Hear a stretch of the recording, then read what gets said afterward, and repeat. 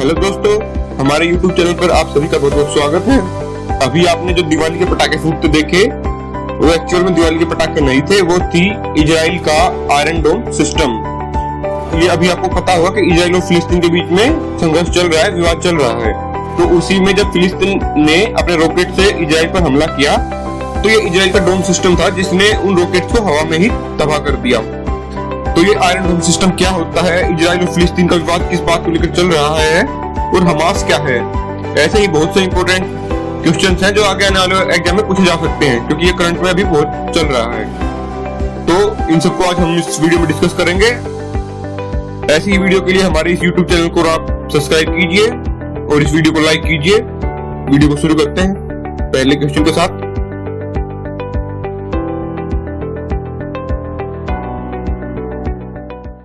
पहला क्वेश्चन आपकी स्क्रीन पर है, क्या है इजराइल का इतिहास। हम इजराइल के इतिहास के साथ शुरू करेंगे और फिर एक एक करके हर पॉइंट को डिस्कस करेंगे। तो इजराइल के बारे में पढ़ लेते हैं थोड़ा सा। तो ये आपको स्क्रीन पर दिखाई दे रहा होगा ये क्वेश्चन, पहला क्वेश्चन, क्या है इजराइल का इतिहास। तो इजराइल नया राष्ट्र कब बना था?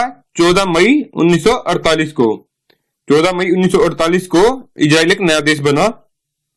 इजराइल इससे पहले जो प्राचीन फिलिस्तीन है, पैलेस्टाइन है, ये तीनों क्या होते थे?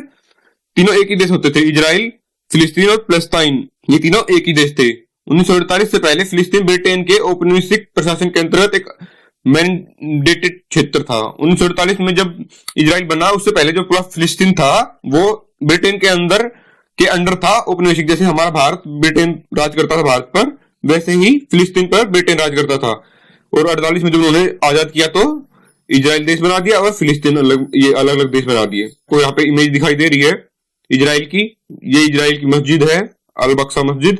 इसी के पास से विवाद शुरू हुआ है जो अभी चल रहा है, जिसमें रॉकेट दागे जा रहे हैं।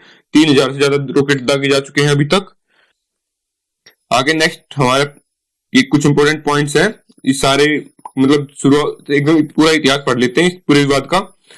तो 29 नवंबर 1947 को यूएन में इजराइल और फिलिस्तीन देशों के गठन का प्रस्ताव पास हुआ था। 1947 में 29 नवंबर को इजराइल और फिलिस्तीन के गठन का प्रस्ताव पास हुआ, कहां पर? यूएन में। तो इस प्रस्ताव के पक्ष में 33 और विपक्ष में 13 वोट पड़े थे। इसके 6 महीने बाद 14 मई 1948 को यहूदी नेताओं ने इजराइल का गठन किया। इजराइल क्या है? यहूदी देश है, और जो फिलिस्तीन वगैरह ये सब क्या है? मुस्लिम और ईसाई देश है। इसमें मतलब 4 भागों में बटा हुआ है इजराइल। ईसाई भी है, यहूदी भी है और मुस्लिम भी है, तो ऐसे बटा हुआ है। फिर इजराइल की राजधानी को पता हो यरूशलेम, ये भी बहुत विवादों में रहती है। इसको यूएन ने अपने ऑब्जर्वेशन में रखा था। उस टाइम जब इजराइल और फिलिस्तीन बने तो यरूशलेम को यूएन ने अपने ऑब्जर्वेशन में रख लिया। 48 में दोनों देशों के बीच युद्ध छिड़ा। 48 में इसी यरूशलेम को लेकर युद्ध छिड़ा था इनके बीच में, और इजराइल ने फिलिस्तीन के एक बड़े हिस्से पर अपना कब्जा कर लिया था उस टाइम पर 1948 में। तो अभी भी जो इनकी लड़ाई चल रही है इसकी अभी भी यही वजह है, असल वजह अभी भी इनकी लड़ाई की यही है, यरूशलेम। इजराइल की जो राजधानी है यरूशलेम, इंडिया ने भी इसको रिकॉग्नाइज, बहुत से देशों ने इसको रिकॉग्नाइज किया है यरूशलेम को। तो इसी के लेकर अभी इनका विवाद चल रहा है। दोनों देशों की लड़ाई के बीच एक वजह धार्मिक शहर यरूशलेम भी है। यरूशलेम यही इनकी राजधानी भी है और एक धार्मिक शहर भी है। यहाँ पर यहूदियों का सबसे बड़ा धार्मिक स्थान होली ऑफ होलीज यहाँ है। होली ऑफ होलीज इनका धार्मिक स्थान है यहूदियों का, वो यरूशलेम में है। और यहीं पर अल बक्सा मस्जिद है मुस्लिमों की, जो मुस्लिम है वहां के इजराइल के, उनकी अल बक्सा मस्जिद भी यहीं पर है। और यहीं पे है होली ऑफ होलीज, ये यहूदियों का धार्मिक स्थान है और वो मुस्लिमों की अल बक्सा मस्जिद। और ईसाई भी इसी शहर को अपना पवित्र स्थान मानते हैं। ईसाई भी यही मानते हैं कि ईसा की कर्मस्थली ये यरूशलेम था। यरूशलेम का जो पुराना शहर है, जैसे मैंने बताया था कि 4 भागों में बटा हुआ है। एक है ईसाइयों का, यहूदियों का और मुसलमानों का, और आर्मेनियाई लोगों के लिए भी एक बस कटा हुआ है। तो 4 क्वार्टर में बटा हुआ है, ईसाई, यहूदी, मुसलमान और आर्मेनियाई लोगों में। आर्मेनियाई जो है वो भी ईसाई हैं। तो इसका मतलब ज्यादातर हिस्सा किस धर्म के प्रभाव में है? ईसाई धर्म के प्रभाव में ज्यादातर इजराइल का हिस्सा। तो इजराइल के बनने के बाद 7 लाख फिलिस्तीन रिफ्यूजी हो गए, क्योंकि इजराइल बन गया। वहां पर पहले सब फिलिस्तीनी थे, तो वो वहां पर 7 लाख फिलिस्तीनी, जब इजराइल बना तो वो रिफ्यूजी बन गए। और अब तक तब से ये चलते बढ़ते बढ़ते 70 लाख के करीब हो चुकी है इनकी जनसंख्या। 1967 में इनके मिस्र, सीरिया, जॉर्डन, इराक और कुवैत, सूडान, अल्जीरिया और यमन और सऊदी अरेबिया इन सब ने मिलकर इजराइल पर हमला किया था। पर इजराइल की मिलिट्री पावर पूरे वर्ल्ड में सबसे बेस्ट है, तो इसने इसको हरा दिया था, इन सब देशों को, मिस्र, Syria, Jordan, Iraq, Kuwait, Sudan, Algeria, Yemen और सऊदी अरब। ये सब एक तरफ थे और इजराइल एक तरफ था, इसने फिर भी हरा दिया था। तीसरे अरब इजराइल युद्ध में इजराइल ने हमला करने वाले अरब देशों को हरा दिया था। उसने वेस्ट बैंक एक जगह, इसके लिए कभी विवाद रहता है, पूर्वी यरूशलेम के बड़े हिस्से पर कब्जा कर लिया। इसने पर कब्जा तो उस टाइम किसने कर लिया? इजराइल ने, लेकिन इस पर आज भी विवाद चलता रहता है इन देशों का आपस में। तो वहां पर उसने 140 अपनी बस्तियां बसा दी और अब यहाँ पर करीब 6 लाख यहूदी रहते हैं इन बस्तियों में अभी करंट में। इजराइल को लेकर अमेरिका के राष्ट्रपतियों की राय अलग अलग रही है।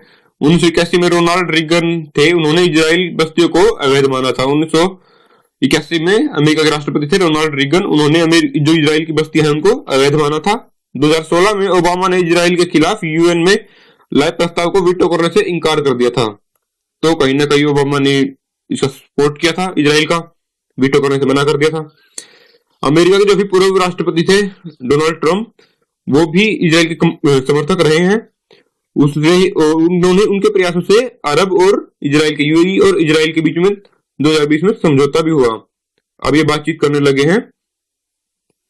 1948 से अब तक इजराइल का सिर्फ 4 अरब देशों यूएई, जॉर्डन, मिस्र और बहरीन से समझौता हुआ है। 1948 में ये सब इसके खिलाफ थे ना, यहाँ पर आपने देखा था मिस्र, सीरिया, सूडान, अल्जीरिया, यमन, सऊदी अरब, ये सब। उसके बाद अभी तक ये मतलब 4 देश यूएई, जॉर्डन, मिस्र और बहरीन के साथ इसका समझौता हो चुका है। अभी जो यूएई के साथ समझौता वो पूर्व राष्ट्रपति डोनाल्ड ट्रंप ने करवाया था। आगे नेक्स्ट क्वेश्चन है, क्या है इजराइल फिलिस्तीन संघर्ष? जो संघर्ष चल रहा है वो है क्या? वैसे तो आपने पढ़ लिया पीछे, अब दोबारा पढ़ लेते हैं एक बार डिटेल में। तो इस जहां पर जो ये इलाका है जिसमें अभी संघर्ष चल रहा है, ये 100 साल से चला आ रहा है संघर्ष, अभी कोई नया नहीं है, बहुत पुराना संघर्ष है ये।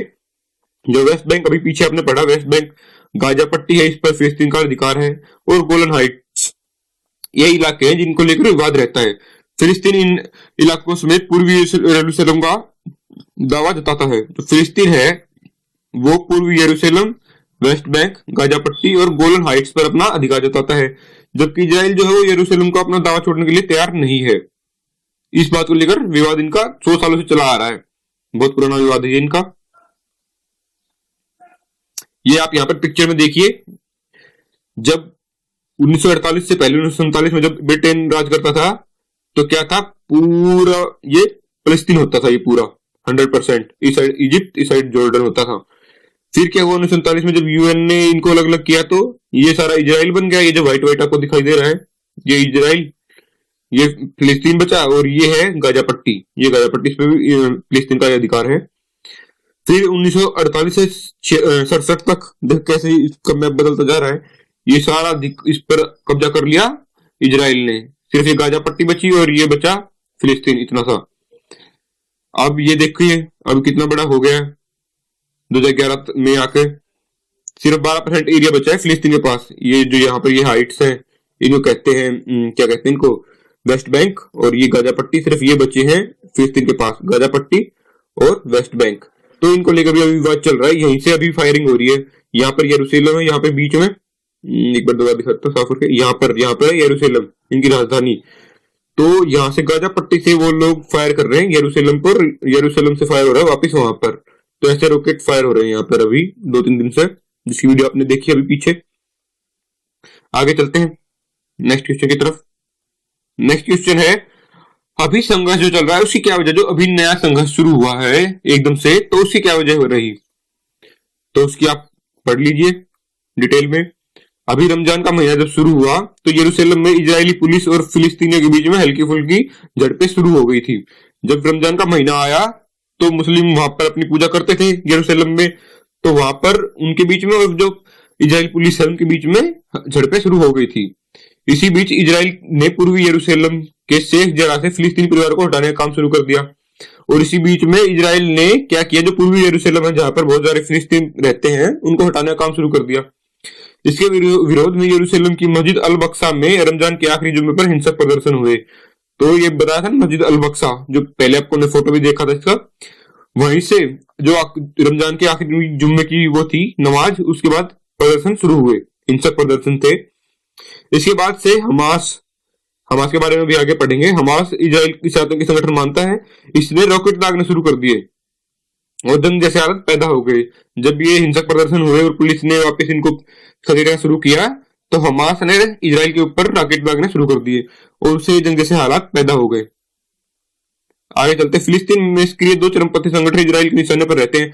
फिलिस्तीन में ये दो चरमपंथी संगठन है जो इजराइल की और उनकी लड़ाई रहती है। पहला है राजनीतिक रूप से ताकतवर हमास, पहले तो हमास ही है, और दूसरा है फिलिस्तीन इस्लामिक जिहाद यानी PIJ। ये दो हैं, हमास और PIJ। इनको लेकर ये आपस में लड़ते रहते हैं। इजराइल और फिलिस्तीन में, फिलिस्तीन के संगठन है ये हमास और PIJ। इनमें हमास सबसे प्रमुख है, जिसका गाजा पट्टी पर कब्जा, गाजा पट्टी पर मैं बताया ना फिलिस्तीन का कब्जा है, तो वहां पर कौन है प्रमुख? हमास। ताजा विवाद में यही इजराइल पर रॉकेट से हमले कर रहा है, हमास ही हमले कर रहा है। जो ये हमले आप देख रहे हैं, रॉकेट आगे जा रहे हैं, ये सब हमास ही कर रहा है। आगे चलते हैं, ये हमास का लोगो दिखाई दे रहा है आपको यहाँ पर, हमास का लोगो है ये। आगे चलते हैं, अब हमास इतना जिक्र होगा हमास का, तो हमास के बारे में पढ़ लेते हैं, हमास क्या है। तो देखिए आप, ये हमास के जो लड़ाकू होते हैं, सैनिक होते हैं, उनकी फोटो आपको दिखाई दे रही है। हमास क्या है? तो हमास फिलिस्तीनी सुन्नी मुसलमानों का एक सशस्त्र संस्था है। जो सुन्नी मुसलमान है वहां पर फिलिस्तीन में, उनकी एक सशस्त्र संस्था है हमास, जो फिलिस्तीन राष्ट्रीय प्राधिकरण की मुख्य पार्टी है। ये वहां की पार्टी भी है, जो फिलिस्तीन राष्ट्रीय प्राधिकरण है उसकी एक प्रमुख पार्टी भी है। इसका गठन 1987 में मिस्र और फिलिस्तीन के मुसलमानों ने मिलकर किया था। इसका गठन किया था 1987 में मिस्र और फिलिस्तीन के मुसलमानों ने। कौन से मुसलमानों ने? सुन्नी मुसलमानों ने। जिसका उद्देश्य क्षेत्र में इजरायली प्रशासन के स्थान पर इस्लामिक शासन की स्थापना करनी थी। तो ये क्या चाहते हैं कि इजराइल ना रहे और इस्लाम का शासन हो जाए वहां पर। इनका उद्देश्य ये है। हमास का प्रभाव गजा पट्टी, जो गजा पट्टी है उस पर बहुत ज्यादा अधिक है हमास का प्रभाव। इसके सशस्त्र विभाग का गठन 1992 में हुआ। इसका गठन तो 1987 में था हमास का, पर जो सशस्त्र विभाग है, जो इसकी आर्मी है, इसकी स्थापना 1992 में हुई। 1993 में किए गए पहले आत्मघाती हमले के बाद से लेकर 2005 तक हमास ने इजराइल क्षेत्र में कई आत्मघाती हमले किए हैं। ये आत्मघाती हमले करते रहते हैं इजराइल में 2005 तक, मतलब अभी भी यही कर रहे हैं। तो हमास और इजराइल यही जो मेन है, जो लड़ रहे हैं अभी फिलहाल। आगे चलते हैं, हमास के बारे में आपने पढ़ लिया डिटेल में, ये फोटो देख ली, हमास क्या है, तो पूरा डिटेल में हम एक एक पॉइंट पढ़ रहे हैं। वीडियो अगर अच्छी लग रही है तो वीडियो को लाइक कर दीजिए, चैनल को सब्सक्राइब कर लीजिए। ऐसी ही वीडियो के लिए आती रहेंगी, ऐसी वीडियो आती रहती है चैनल पर, और अपने दोस्तों को शेयर कर दीजिए। हमारा टेलीग्राम चैनल है HSCGS नाम से, लिंक आपको डिस्क्रिप्शन में मिल जाएगी। वहां पर जाकर भी आप ये सब इसके नोट्स PDF ले सकते हैं। आगे चलते हैं, इजराइल का आयरन डोम सिस्टम। अभी इजराइल को बचा रहा है ये आयरन डोम सिस्टम। इजराइल ने अपना आयरन डोम सिस्टम बना रखा है। एक तरीका है ये बचने का मिसाइल अटैक से, रॉकेट के अटैक से। तो वो क्या है, इसके बारे में पढ़ते हैं डिटेल से। तो बात करते हैं आयरन डोम की। इसने अब तक इजराइल की बड़ी आबादी को हमास के रॉकेट हमले से बचा कर रखा है। अभी तक इसने ही बचा के रखा है इजराइल को। जितने भी हमास ने रॉकेट किससे हमले किए हैं उन सबको उससे इजराइल को बचाकर इसी ने रखा है, आयरन डोम सिस्टम ने। एयर डिफेंस सिस्टम है, एयर डिफेंस सिस्टम है। ये आपको यहाँ पर फोटो दिखाई दे रहा है ना आयरन डोम का, तो ये एयर डिफेंस सिस्टम है। और इजराइल एरोस्पेस इंडस्ट्री और Rafael advance system defence system और इजराइल एरोस्पेस इंडस्ट्री ने मिलकर इसको तैयार किया है। अमेरिका ने इसमें आर्थिक और तकनीकी मदद दी थी आयरन डोम सिस्टम को बनाने में। इसके बारे में आगे डिटेल से पढ़े कैसे काम करता है। अभी ये देखिए कि एयर डिफेंस सिस्टम है, राफेल एडवांस डिफेंस सिस्टम और इजराइल एरोस्पेस इंडस्ट्री ने मिलकर इसको तैयार किया था।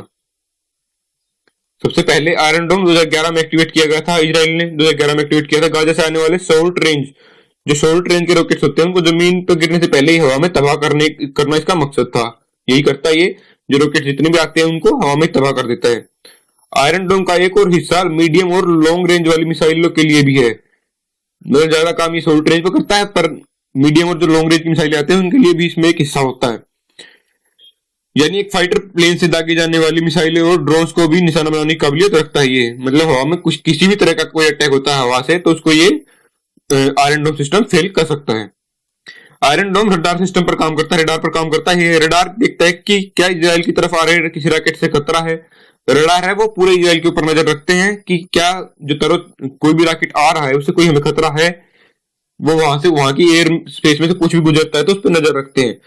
जब यह महसूस होता है कि कोई रॉकेट आबादी वाले इलाके या अहम इमारतों की तरफ आ रहा है, तब बैटल मैनेजमेंट कंट्रोल से सिग्नल भेजे जाते हैं और मोबाइल यूनिट्स और लॉन्च साइट से इंटरसेप्ट दागे जाते हैं। इसके बाद मोबाइल यूनिट्स होती है, मोबाइल यूनिट्स इनको बोलते हैं, जो ट्रकों के पीछे आपने देखा होगा ना, मिसाइलें होती हैं लगी हुई, आर्मी के जो ट्रक होते हैं बड़े बड़े, उनके पीछे मिसाइल का पूरा सिस्टम लगा होता है, उन्हें बोलते हैं मोबाइल यूनिट्स और लॉन्च साइट्स।